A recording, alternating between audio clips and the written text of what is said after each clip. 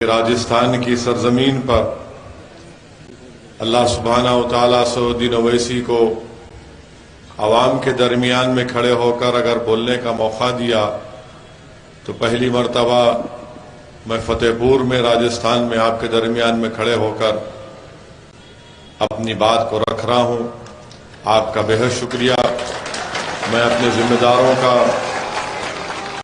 شکریہ ادا کرتا ہوں کہ آپ نے مجھے یہاں پر اپنی بات رکھنے کا موقع دیا۔ آپ تمام لوگ جانتے ہیں کہ راجستھان میں مجلس اتحاد المسلمین کی شروعات کی جا چکی ہے اور ہم نے اپنی جو کمیٹی بنائی اس کا کنوینر جمیل خان صاحب کو بنایا، جس میں ہمارے بہادر ایڈوکیٹ جاوید صاحب بھی ہیں۔ میری آپ تمام سے اپیل یہ ہے کہ آپ اپنی اس پارٹی کو مضبوط کریں۔ ہم کو آپ کی دعاؤں کی ضرورت ہے، ہم کو آپ کی سرپرستی کی ضرورت ہے، ہم کو آپ کی تائید کی ضرورت ہے۔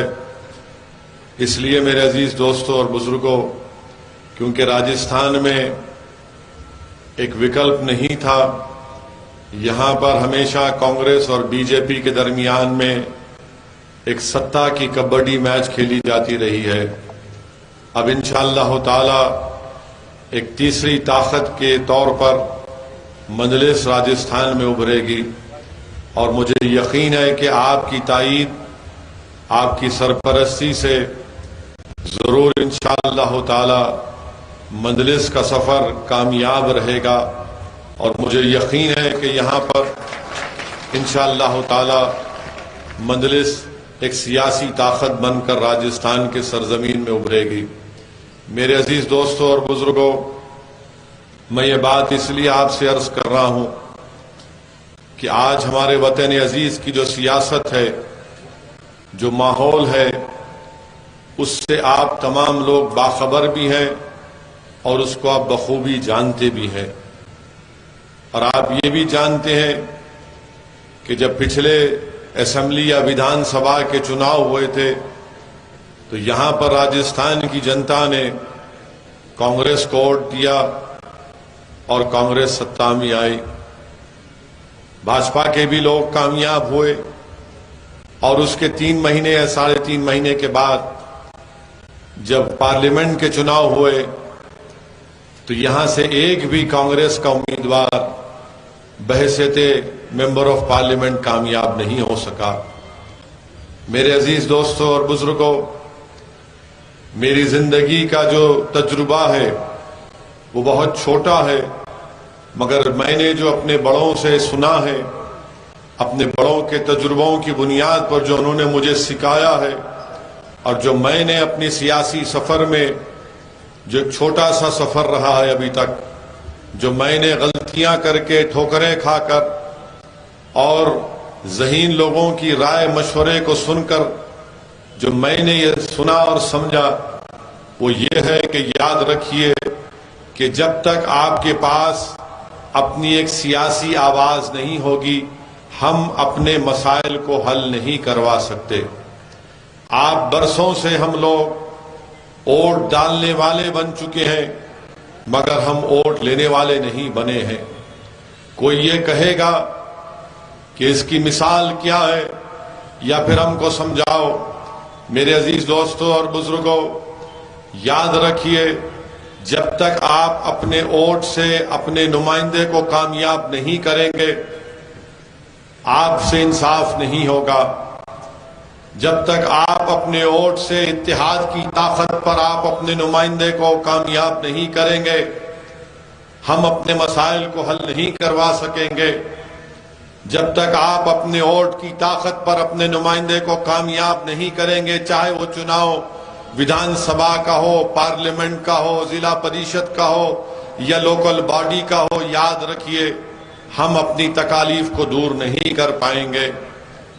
یہ اس لیے میں کہہ رہا ہوں کیونکہ جہاں کہیں بھی میں جاتا ہوں وہاں پر مسائل لوگ ہم کو بتاتے ہیں، ذمہ دار لوگ بتاتے ہیں، اور جب ہم ان مسائل کو دیکھتے ہیں اور جب عوام سے پوچھتے ہیں کہ یہ مسئلہ کیوں نہیں حل ہوا، تو جواب میں یہ آتا ہے کہ ہمارا ودھائک یا ہمارا سانسد یا ہمارا لیڈر جس کو ہم نے اپنے ووٹ سے منتخب کیا وہ ہماری تکالیف کو محسوس نہیں کرتا، وہ صرف چناؤ کے درمیان میں ہمارے پاس نظر آتا ہے، پھر 5 سال کے بعد دوبارہ ہمارے گلی کوچوں میں ہمارے گاؤں میں آ کر ہم سے ووٹ کی بھیک مانگتا ہے، اور پھر جب بھیک مانگتا ہے ہم سے یہ بھی کہتا ہے کہ دیکھو اگر مجھے ووٹ نہیں ڈالو گے تو بھاجپا جیت جائے گی۔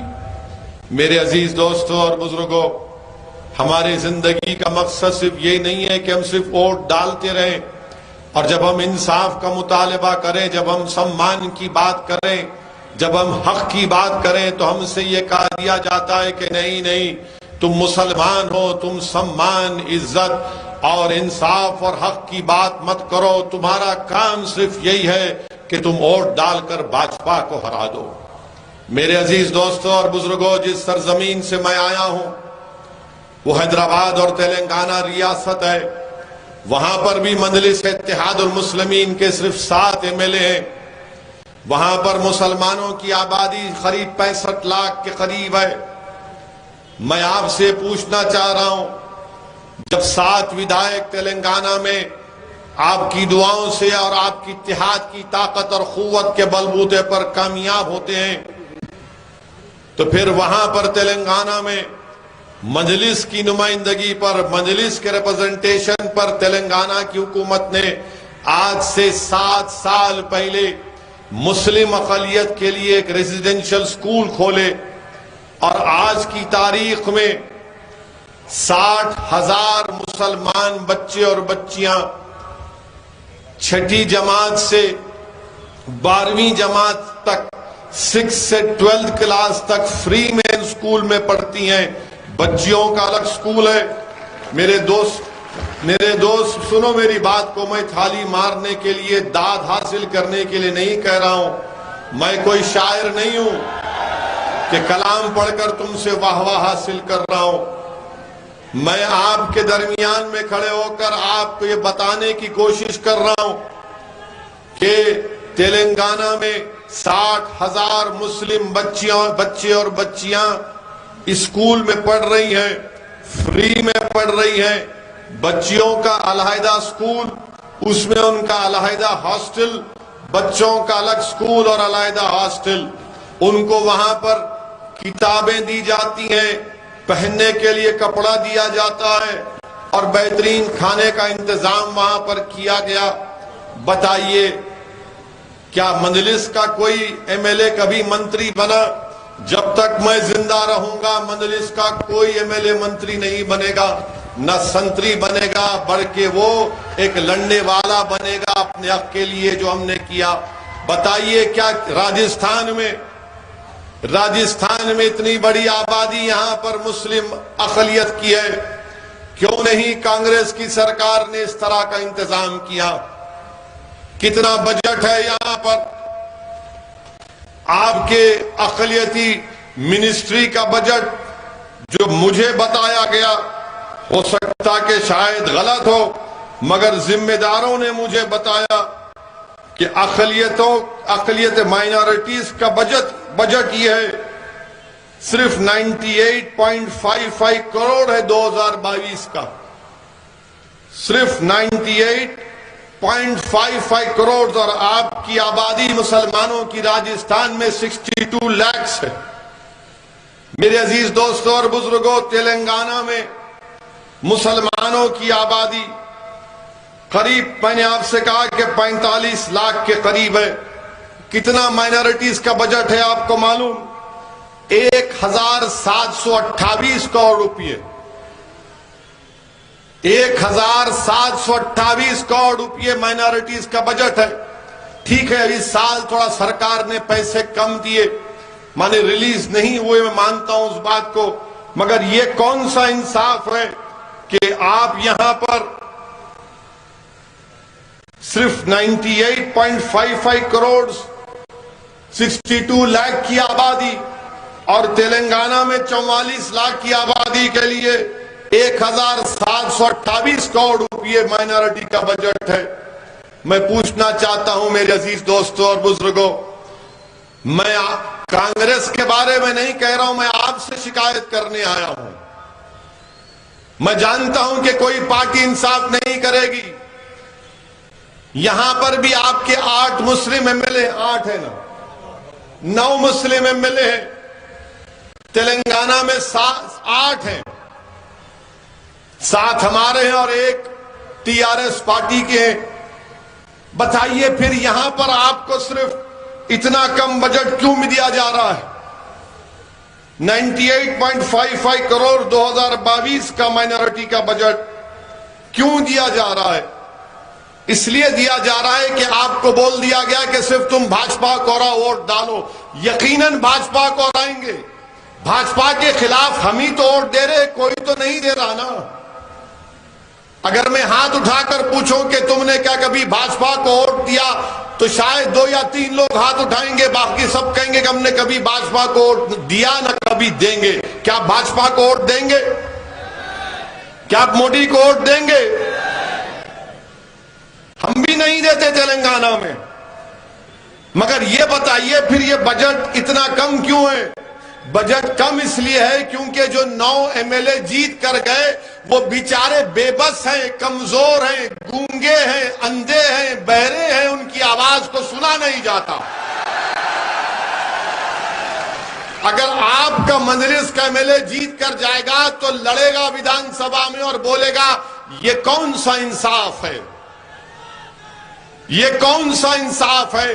याद रखो मेरे अजीज दोस्तों और बुजुर्गों, मेरी जिंदगी का या आपकी जिंदगी का भरोसा नहीं है, मगर याद रखो अगर आप अपने हक के लिए नहीं लड़ेंगे तो कोई आपकी लड़ाई लड़ने वाला नहीं है। याद रखो, अगर तुम रोकर आंसू बहाकर ये समझोगे कि दुनिया तुम पर रहम करेगी, नहीं जालिम और जुल्म करेगा।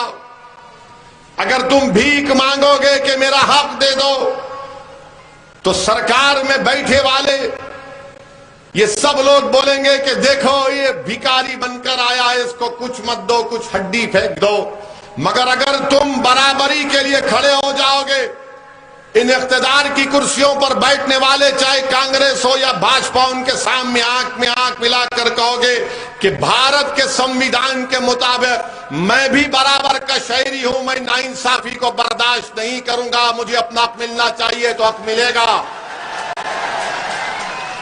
अगर आप सिर्फ चीखे मारेंगे, नारे मारेंगे, हक नहीं मिलेगा। आपको हक कैसे मिलेगा मेरे भाई? जब आप सियासी ताकत को पैदा करेंगे, जब आप सियासी नुमाइंदों को अपने जिताएंगे, तभी जाकर तो हम बात कर सकते हैं। मैं आपको और एक मिसाल दे रहा हूं, शायद किसी को पसंद ना आए, मैं तो बदनाम हूं कि जहां कहीं भी ओवैसी भाषण देता है, मेरे दुश्मन कहते हैं कि भड़काऊ भाषण देता है, कोई कहता है कि ये फुला बोलता है। मैं आपको जो कुछ कह रहा हूं सच्चाई को बयान कर रहा हूं, और अगर मेरी सच्चाई किसी को तकलीफ पहुंचाती है तो मुझे उसकी परवाह नहीं है। अल्लाह मुझे जब तक जिंदा रखेगा मैं सच्चाई को बयान करता रहूंगा और बयान करने की कोशिश करता रहूंगा। और सच्चाई ये है मेरे अजीज दोस्तों और बुजुर्गों, मैं हमारे राजस्थान के जाट भाइयों को सलाम करता हूं, मैं उनको सलाम करता हूं, उनकी सियासी शऊर को सलाम करता हूं। जाट भाई 9% हैं और 200 की विधानसभा में उनके 37 एमएलए है ना, 37 है। मैं उनको सलाम करता हूं। क्या राजस्थान के मुसलमान हमारे जाट भाइयों से सीख नहीं सकते कि वो 9% है और उनके 37 एमएलए हैं? मैं सलाम करता हूं राजस्थान के हमारे राजपूत भाइयों को कि वो आबादी का 6% हिस्सा है और उनके 17 विधायक जीत कर आते हैं। मैं सलाम करता हूं उनको। मैं आपसे यही अर्ज कर रहा हूं, जब वो कर सकते हैं तो आप क्यों नहीं कर सकते? अच्छा, ये जो आपके कांग्रेस से ये जो 8 एमएलए जीत कर गए हैं, जिनको आपने जिताया है, ईमानदारी से एक बात अपने आप से सवाल करिए, जब तुम उनको देखते हो तो तुम्हारा दिल तुमसे क्या कहता है कि ये मेरा नेता है या कांग्रेस का नेता है? किसका नेता है? आप खुद फैसला कर लो। اور جب تم اس دیوانے کو دیکھتے ہو جو 1000-2000 کلومیٹر سے دور آیا ہے تو آپ یہ کہتے ہیں کہ ہاں یہ میری بات کرنے والا ایک پاگل انسان ہے جو میرے جذبات کو سمجھتا ہے. مگر یاد رکھو میری زندگی کب چراغ گل ہو جائے مجھے نہیں معلوم، مگر میں یہ چاہتا ہوں کہ مجھ سے بہتر، مجھ سے قابل، مجھ سے جیالے اس شیخاوتی کی سرزمین پر مجلس کے پیدا ہو جائیں گے تو انشاءاللہ تعالی انصاف کے دور کا آغاز ہو جائے گا.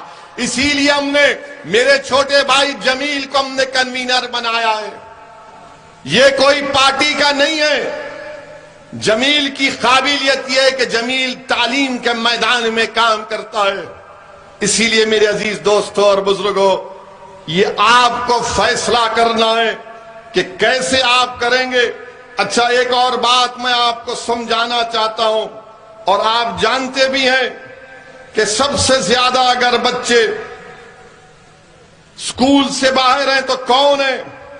2017 میں ایک سٹڈی ہوئی تھی جس میں کہا گیا کہ مسلمان اور سکھوں کے بچے سب سے زیادہ اسکول کے باہر ہیں. مانے 44% مسلم بچے اسکول کو نہیں جاتے. کیوں نہیں جاتے؟ اسکول نہیں کھولے گئے ہیں. اگر اسکول کھولنے کا مطالبہ کرتے تو جو پارٹی پاور میں بولے گی مسلمان کے علاقے میں اسکول نہیں، تھانہ کھول دو تاکہ ان کو کنٹرول کیا جا سکے. یہ ملا لوگ، یہ بڑے میاں لوگ بڑے جذباتی رہتے ہیں. تھانہ کھولو پہلے ان کو، اور پھر اگر کوئی جا کر بولے گا کہ ٹھیک ہے تم نے اسکول نہیں کھولا تو کم سے کم اسپتال کھول دو، تو بولیں گے نہیں میاں کو اسپتال کی نہیں، شراب کی دکان کھولو.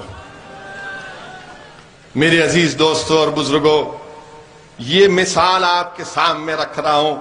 اور پھر آپ دیکھیے، ہم نے جمیل کو ایک سماج سیوک ہے، ہم نے مجلس کی ذمہ داری دی، بلکہ میں یہاں پر کھڑے ہو کر ہمارے گجر بھائیوں کو بھی سلام کرتا ہوں.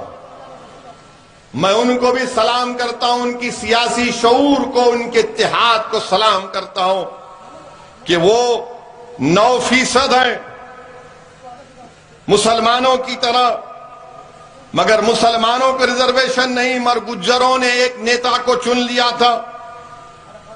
گجروں نے کروری سنگھ بینسلا صاحب کو اپنا نیتا مانا.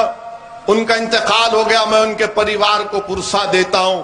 میرے عزیز دوستوں اور بزرگوں، آپ کو اپنے صفوں سے ایک نیتا کو چننا ہے. کوئی آسمان سے نہیں آئے گا، کوئی زمین سے نہیں نکلے گا. ریزرویشن ملنا چاہیے. راجستھان کے ان مسلمانوں کو جو سوشلی اور ایجوکیشنلی بیکورڈ ہیں، ہم پچھڑے ہیں، ہمارا ریکارڈ ہے، سرکار کو دینا چاہیے، مگر کوئی سرکار نہیں دیتی. ریزرویشن ملنا ضروری ہے، مگر ریزرویشن نہیں ملنا خود ایک ناانصافی کی بہترین مثال ہے. میرے عزیز دوستوں اور بزرگوں، میری عزتدار ماں اور بہنوں، میری آپ سے اپیل ہے کہ آپ اس پر غور کریے. اور پھر یہ شیخاوتی کی سرزمین سارے ملک میں، سارے دیش میں مشہور ہے کہ یہاں سے ہر گھر سے کوئی نہ کوئی ایک بچہ بھارت کی فوج میں جاتا ہے. جاتے ہیں نا فوج میں. مگر اب آپ یہ میرے سوال کا جواب دو، بھارت کے پردھان منتری نریندر مودی نے جو یہ اگنی ویر کی اسکیم لے کر آئی، کیا یہ اچھا ہے؟ جو فوج میں جاتا ہے بھارت کی، وہ کیوں جاتا ہے؟ تاکہ دیش کی سیوا کر سکے. اس میں ایک عزت ہوتا ہے، ایک آنر ہوتا ہے. پورا گاؤں خوشیاں مناتا ہے اگر کوئی بچہ فوج میں جاتا ہے. پورے اس گاؤں کے لیے ایک سمان کی بات بن جاتی ہے کہ ہمارے گاؤں کا بچہ بھارت کی سرحد کی حفاظت کرنے کے لیے کشمیر میں بیٹھا ہے تاکہ پاکستان سے کوئی ٹیررسٹ گھس کر نہ آئے. سارا گاؤں خوشیاں مناتا ہے کہ اس گاؤں کا بیٹا چین کی فوج کے خلاف فولاد کی طرح کھڑا ہے. مگر ہمارے دیش کے پردھان منتری نے کیا کیا؟ کہا کہ دیش کی اگر خدمت کرنا ہے تو صرف 4 سال کرو. اب آپ بتائیے، پردھان منتری 2 بار پردھان منتری بن گئے، ان کو بھی چاہیے تھا کہ 5 سال کے بعد میں بھی ٹاٹا کر دوں گا، مگر وہ تو بولیں گے نہیں میں کبھی ٹاٹا ہی نہیں کروں گا، میں جب تک رہوں گا میں رہوں گا. مگر اگنی ویر کے لوگوں کا 4 سال. آپ بتائیے میرے عزیز دوستوں اور بزرگوں، یہ کیسا نظام، کیسا فیصلہ بھاجپا نے کیا. فوج سے ایک مذاق کیا جا رہا ہے. آج 50,000 بھارت کی فوج چین کی فوج سے آنکھوں میں آنکھیں ڈال کر کھڑی ہوئی ہے. ڈپسانگ ڈمچاک میں پیٹرولنگ پوائنٹ 15 کے پاس، ہاٹ سپرنگ کے پاس. اور بھارت کے پردھان منتری نے کہا کہ 4 سال. اور کیا کہتے ہیں؟ 4 سال کے بعد تم کو 11 یا 14 لاکھ ملیں گے. پردھان منتری آپ کے وعدے 15 لاکھ کے پورے نہیں ہوئے، آپ کون سے 11 لاکھ 14 لاکھ کا وعدہ کر رہے ہیں؟ اور کہتے ہیں کہ 4 سال کے بعد اس میں سے تھوڑے 10% لوگ سینٹرل پیراملٹری فورس میں چلے جائیں گے، اور اس 4 سال کے بعد ایک 25-20% جو بھی پرسنٹیج ہے وہ فوج میں دوبارہ لیا جائے گا. یعنی 4 سال کی سروس اس کی قبول نہیں ہوگی، وہ نئے سرے سے شروع کرے گا. آپ بتائیے میرے عزیز دوستوں اور بزرگوں، وہ جو بچے اپنے سالوں تک تیاری کر رہے تھے ان کو بڑی مایوسی ہوئی ہے. دیش کے پردھان منتری سے ہم کہنا چاہ رہے ہیں، اگنی ویر یا اگنی پتھ جو بھی آپ کی اسکیم ہے یہ دیش کے ہت میں نہیں ہے. آج پاکستان اور چین مل کر بھارت کو للکار رہے ہیں. ایسے وقت میں یہ اگنی ویر اسکیم کو نہیں لانا چاہیے تھا. اس کو برخاست کرنے کی ضرورت ہے. یہ کون سی فوج ہوگی جو 4 سال کام کرے گا اور پھر اس کے بعد گھر کو آ جائے گا؟ پھر کہیں گے کہ نہیں اس کو CRPF میں یا ITBP میں لیا جائے گا. ارے ایک ریکارڈ پیش کرو، کتنا جھوٹ بولتے ہو بھاجپا والے، کتنا جھوٹ بولتے ہیں بھاجپا والے. ارے 10% تو کبھی نہیں لیا گیا جو لوگ فوج سے نکل کر سینٹرل پیراملٹری فورس میں جاتے ہیں. میں آج اس سرزمین پر کھڑے ہو کر 31 جولائی 2020 کو جو محسن خان جو شیخاوتی کے تھے، جنہوں نے نوشہرہ کشمیر میں پاکستان کے ٹیررسٹ سے مقابلہ کرتے ہوئے، آتنکوادیوں سے مقابلہ کرتے ہوئے اپنی جان کی عظیم قربانی دی، میں ان کے پریوار کو، ان کے ماں باپ کو سلام کرتا ہوں اور اللہ سے دعا کرتا ہوں کہ اللہ سبحانہ و تعالی محسن خان کے پریوار کو اللہ صبر دے، اور ایسے محسن خان اس سرزمین پر اللہ لاکھوں میں پیدا کر دے جو بھارت کی سرکشا کرتے رہے.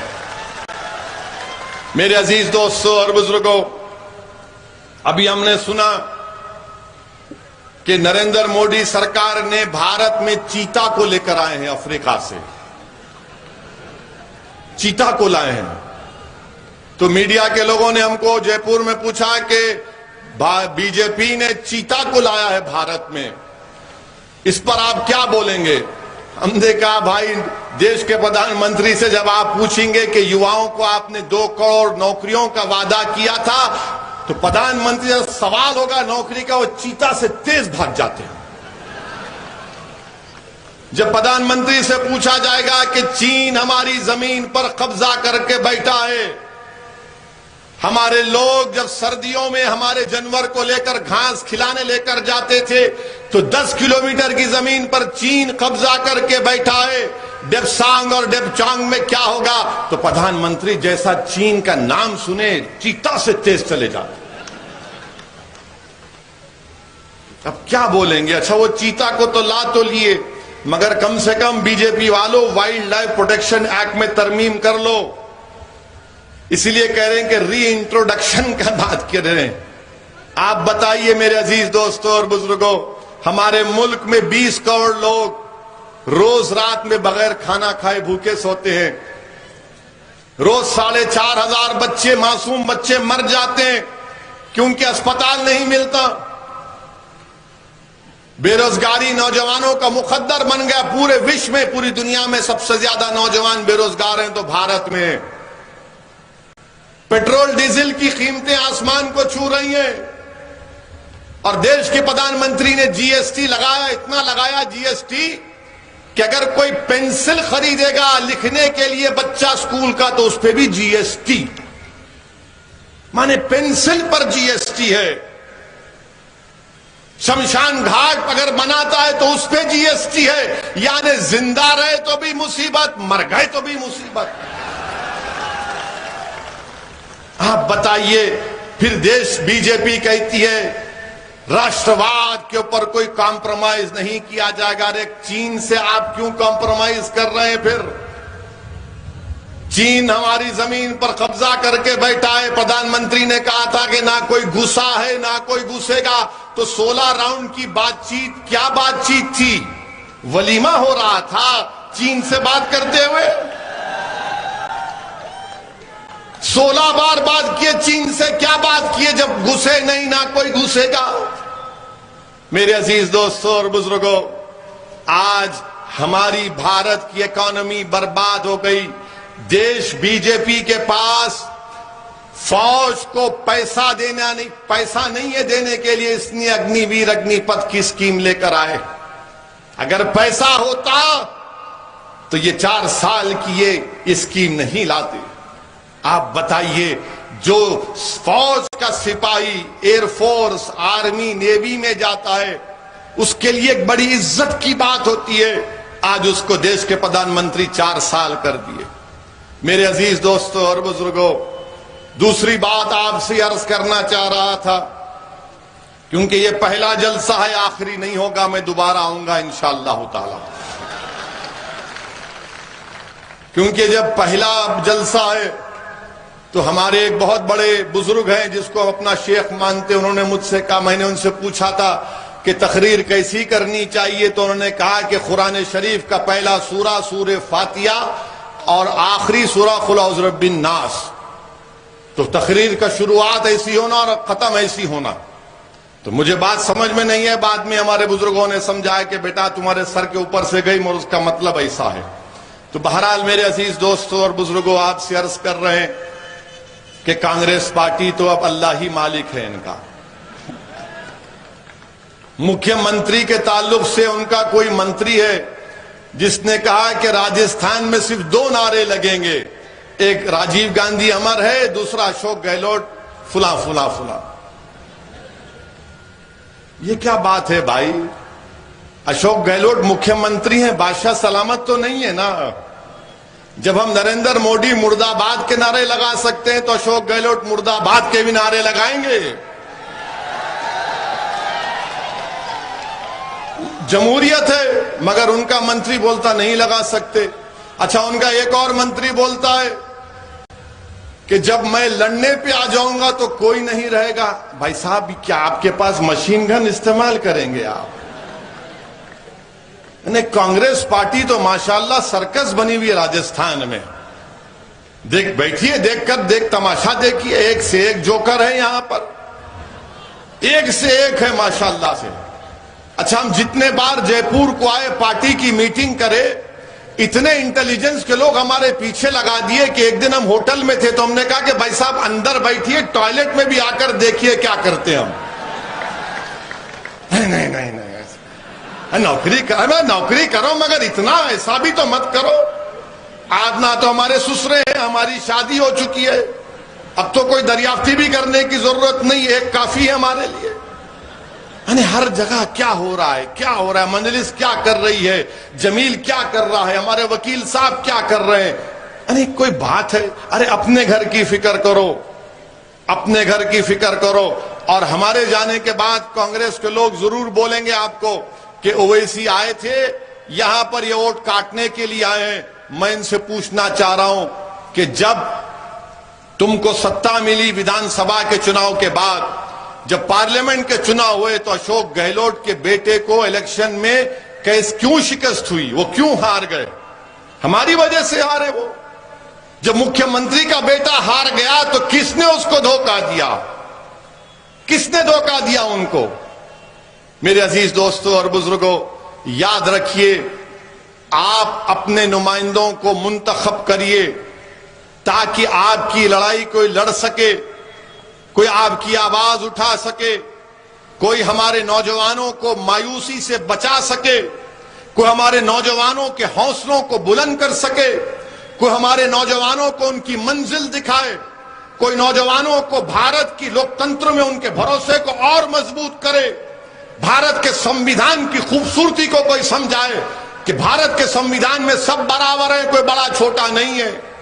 میرے عزیز دوستو اور بزرگوں، آپ کے اس یہاں پر ودھان سبھا میں وقف کی زمین کا ایک بہت بڑا مسئلہ چل رہا ہے۔ وقف کی زمین پر بہت سے لوگ کنٹرول کرتے ہیں۔ اگر آپ یہاں سے مجلس کو مضبوط کریں گے تو انشاءاللہ تعالی وقف کی زمین اس کے واقف کے منشے کے مطابق استعمال کی جائے گی۔ میرے عزیز دوستو اور بزرگوں، آپ سے اپیل کر رہا ہوں کہ یہ آپ کی پارٹی ہے، اس کو آپ کو اپنی دعاؤں سے، اپنی محنت سے اس کو مضبوط کرنا ہے۔ یاد رکھیے میرے عزیز دوستو اور بزرگوں، میں خاص کر سے ہمارے بزرگوں سے اپیل کر رہا ہوں، یہ جو لڑائی ہم آج لڑ رہے ہیں یہ ہماری لڑائی نہیں ہے، ہماری زندگی ہو چکی ہے۔ یہ لڑائی ہم ان نوجوان بچوں کی لڑائی لڑ رہے ہیں تاکہ وہ جب اس دنیا میں آئیں گے وہ ناانصافی کا سامنا نہ کرے جو ہم نے اپنی جوانی میں سامنا کیا تھا، جو ہم نے تکالیف اٹھائی تھی، ہمارے بچے آنے والی نسل ان تکالیف کو نہ اٹھائے۔ اور اسی وقت ممکن ہوگا میرے بھائی جب آپ اپنی ایک سیاسی طاقت بن کر ابھریں گے۔ آپ کو ڈرنے اور گھبرانے کی ضرورت نہیں ہے، یقیناً بی جے پی کے خلاف ووٹ دینا ہے اور دیتے رہیں گے انشاءاللہ تعالی۔ ہماری گاڑی پر گولیاں چلائی گئی تھی اتر پردیش کے چناؤ میں، اور گولی چلانے والے نے ٹی وی کے انٹرویو میں کیا کہا تھا کہ اویسی بہت زیادہ بولتا ہے نریندر مودی اور یوگی آدتیہ ناتھ کے بارے میں، اسی لیے ہم نے اس کی گاڑی پر گولیاں چلائیں۔ میں آپ کے درمیان میں کھڑے ہو کر کہہ رہا ہوں کہ مسلمان دنیا میں آتا ہے تو ایک ہی مرتبہ مرتا ہے، 2 مرتبہ نہیں مرتا ہے، وہ ایک ہی مرتبہ ہم مرتے ہیں، بار بار نہیں مریں گے، اور اسی وقت مریں گے جب اللہ اس دن کا وقت طے کر لے گا۔ یہ ہمارا ایمان ہے، یہ ہمارا، ہم اس کو مانتے ہیں اس بات کو، جب اللہ طے کرے گا تو موت آئے گی، اور جب موت آئے گی تو جانا ہے نا سب کو، اس دنیا سے کوئی نہیں رہے گا یہاں پر۔ جب اللہ نے ہم کو بھیجایا اس دنیا میں تو ہم جائیں گے واپس اللہ کے پاس، تب جا کر ہمارا حساب کتاب ہوگا، اللہ طے کرے گا، اللہ فیصلہ کرے گا کہ کون رائے برابر نیکی کیا، کون رائے برابر گناہ کیا، اس کا فیصلہ اللہ اپنی عظمت اور اپنی رحمت کے مطابق انشاءاللہ کرے گا۔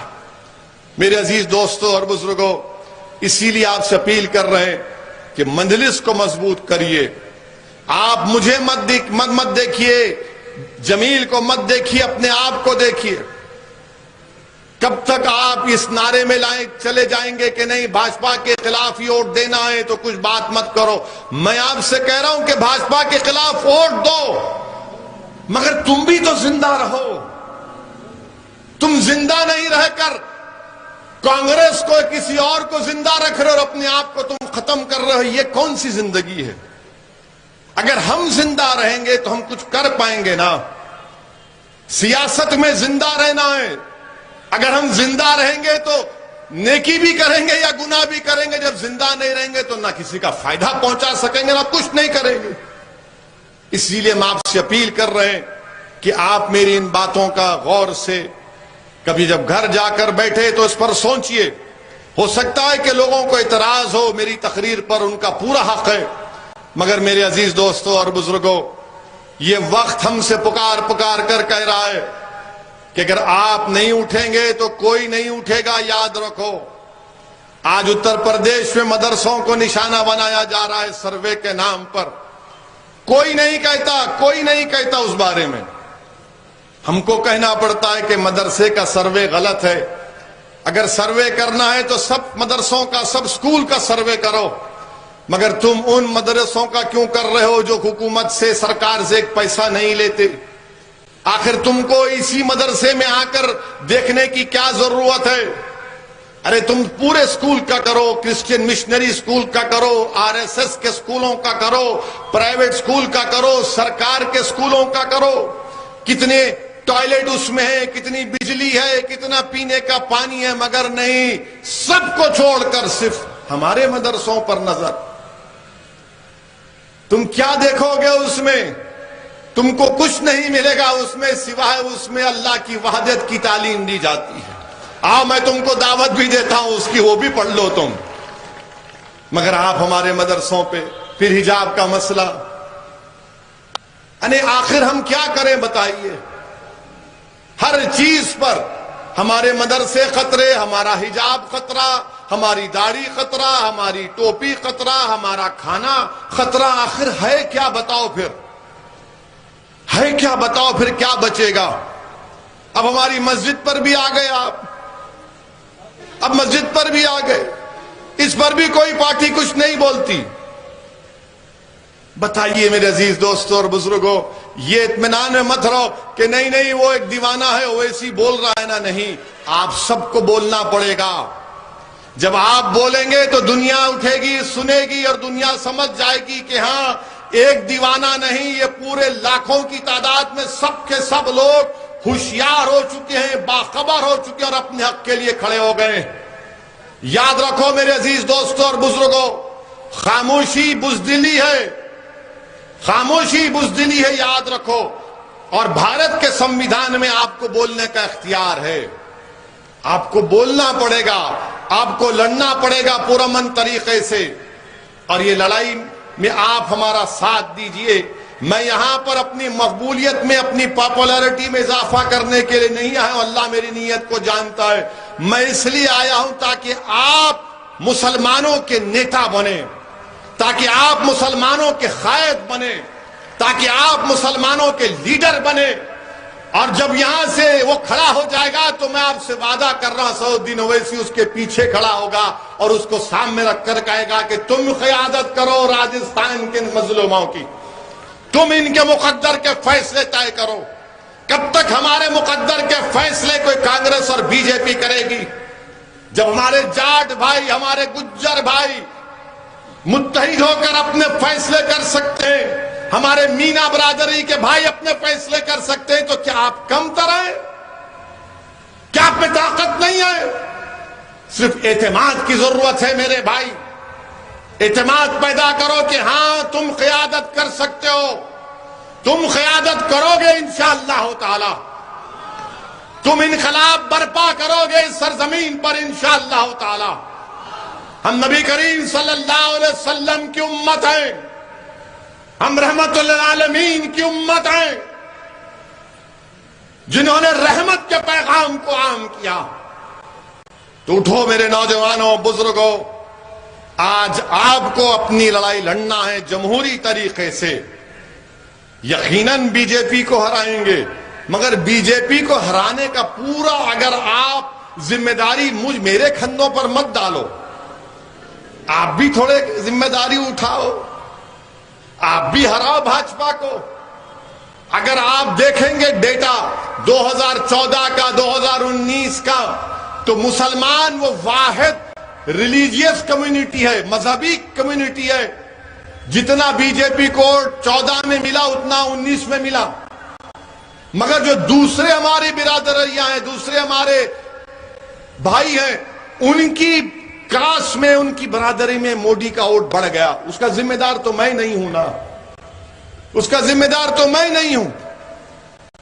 ہم تو بی جے پی کے خلاف کھڑے ہوئے ہیں، ہم آر ایس ایس کے خلاف کھڑے ہوئے اور کھڑے ہوئے رہیں گے انشاءاللہ تعالی۔ مگر وہ جو لوگ جو ہم سے آ کر سیکولرزم کے نام پر ہم کو دھوکہ دیتے ہیں، آپ کا ووٹ کہاں گیا؟ آج گوا میں کانگریس کے 8 ودھائک بی جے پی کے پاس بھاگ گئے۔ کانگریسی سے پوچھو تو بولیں گے نہیں، اویسی نے شاید ان کو فون کر کے کہا تھا جاؤ۔ یعنی کچھ بھی ہو جائے، ہم کو بی ٹیم، ہم کو اے ٹیم، کیا کیا گالی دیتے ہیں، ہم تو کہتے ہیں اور گالی دو، اس سے ہم پیچھے ہٹنے والے نہیں ہیں۔ ہم کیا کر رہے ہیں، کیا نہیں کر رہے ہیں، اگر ہم دھوکہ دے رہے ہیں تو بھی اللہ دیکھ رہا، اللہ فیصلہ کرے گا۔ مگر جو ہم پر الزام لگا رہے ہیں، تم بھی تیار ہو جاؤ، یہ دنیا ختم ہوگی، حشر کا میدان ہوگا، جب تم کو جواب دینا پڑے گا جو تم ہم پر الزام لگا رہے ہو۔ مجھے اس کی کوئی فکر نہیں ہے، میری عزت اور ذلت کا فیصلہ اللہ کرنے والا ہے۔ دنیا میں کوئی ایسا مئی کا لال پیدا نہیں ہوا جو سعود الدین اویسی کو عزت اور ذلت دے سکے۔ اللہ میرے لیے کافی ہے، ہم تمام کے لیے کافی ہے۔ بہرحال میرے عزیز دوستوں اور بزرگوں، پہلا جلسہ تھا تو اس لیے آپ کو ذرا وارم اپ کرائے ہیں۔ ابھی جم میں جانے سے پہلے میچ وارم اپ کرتے، وارم اپ ہوا ہے ابھی۔ انشاءاللہ دوبارہ آئیں گے، آپ سے ملاقات بھی ہوگی بار بار انشاءاللہ تعالی۔ اللہ مجھے موقع دے کہ میں اس غیور سرزمین پر آتا رہوں، برابر آؤں گا، دوبارہ نہیں، کئی مرتبہ آؤں گا۔ آپ مطمئن رہیے، آپ تھک جائیں گے، اتنا ہوں گا میں انشاءاللہ تعالی۔ میرا کام خالی پھرنا ہے، کیونکہ میری اماں نے مجھے سفر کے مہینے میں پیدا کیا تو میں سفر میں ہی رہتا ہوں۔ آپ مطمئن رہیے، ہمارا کام مقصد ایک ہی ہے کہ آپ متحد رہیں، اپنے اختلافات کو کم کریں۔ اختلاف ہو سکتا ہے، مگر اختلاف اگر ہے تو اس میں رحمت کو تلاش کریں، مگر متحد رہیے۔ اور میں آپ سے پھر سے اپیل کر رہا ہوں کہ آپ مجلس کی سرپرستی کریے، ہم کو گائیڈ کریے، ہمارے بڑے بنیے، ہمارا ہاتھ پکڑ کر ہم کو چلنا سکھائیے، ہم کو راستہ دکھائیے۔